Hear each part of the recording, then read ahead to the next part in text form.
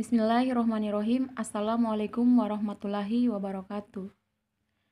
Perkenalkan, nama saya Nurlin Jamaludin, Stabuk M1 B1 18069, kelas Ilmu Lingkungan C. Di sini saya akan menjelaskan tentang pengendalian penularan vektor penyakit. Penularan penyakit malaria.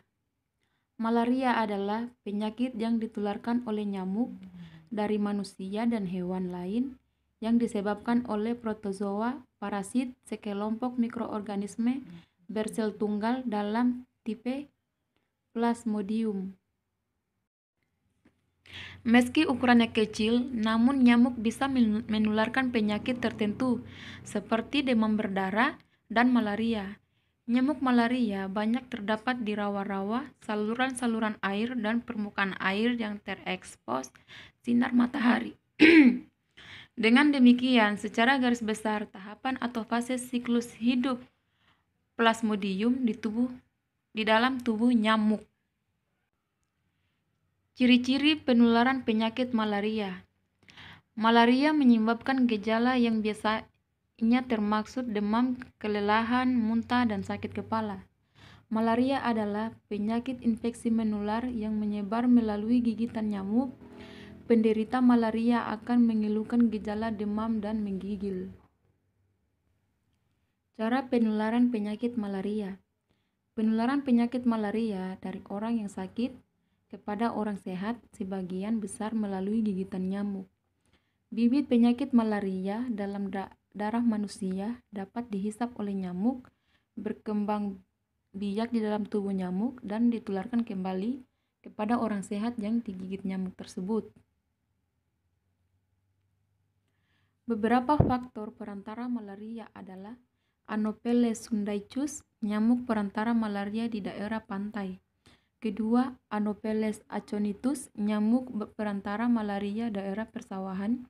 Dan terakhir, Anopheles maculatus, nyamuk perantara malaria daerah perkebunan, kehutanan, dan pegunungan. Cara pencegahan penyakit malaria. Penularan penyakit malaria dapat dicegah dengan meningkatkan kewaspadaan dan kepedulian terhadap risiko gigitan nyamuk dan kebersihan lingkungan.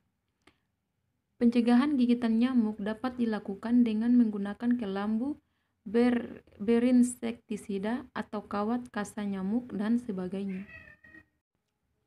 Kedua adalah penularan penyakit demam berdarah.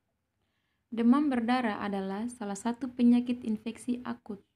Penyakit ini merupakan salah satu penyakit tropis yang banyak ditemukan di Indonesia.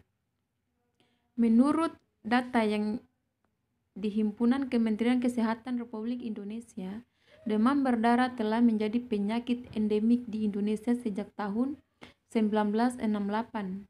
Sejak itu, penyakit ini menjadi salah satu masalah utama di Indonesia, dengan penyebaran dan jumlah penderita yang cenderung meningkat setiap bulan dan setiap tahun. Tanda-tanda demam berdarah adalah sebagai berikut. Panas tinggi, lamanya 2-7 hari. Kedua, nyeri perut atau ulu hati. Ketiga, pendarahan berupa bintik-bintik merah di kulit atau mimisan atau gusi berdarah, dan yang lebih parah lagi dapat disertai muntah darah dan berak darah. 4. Tanda-tanda syok, lemah kulit, dingin, basah, tidak sadar, beri minum sebanyak penderita mampu. Cara mencegah demam berdarah dengan menggunakan 4M+. 1. Menguras, 2. Menutup, 3. Mengubur, dan 4. Memantau. Ciri-ciri nyamuk penyebab penyakit demam berdarah seperti badan kecil warna hitam dengan bintik-bintik putih,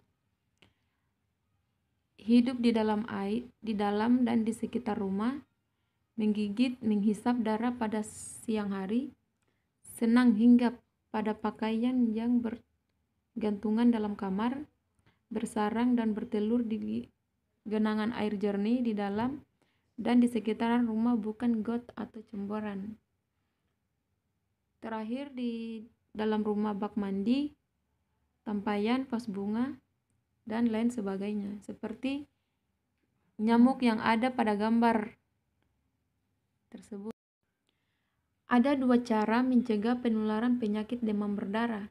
Yang pertama yaitu penyakit demam berdarah ini dapat dicegah baik melalui vaksinasi maupun penerapan pola hidup sehat. Kedua, memperhatikan kebersihan lingkungan dengan gerakan 3M+. Selain itu, ada beberapa tips lain yang dapat diterapkan untuk meminimalisir penularan penyakit demam berdarah, diantaranya sebagai berikut.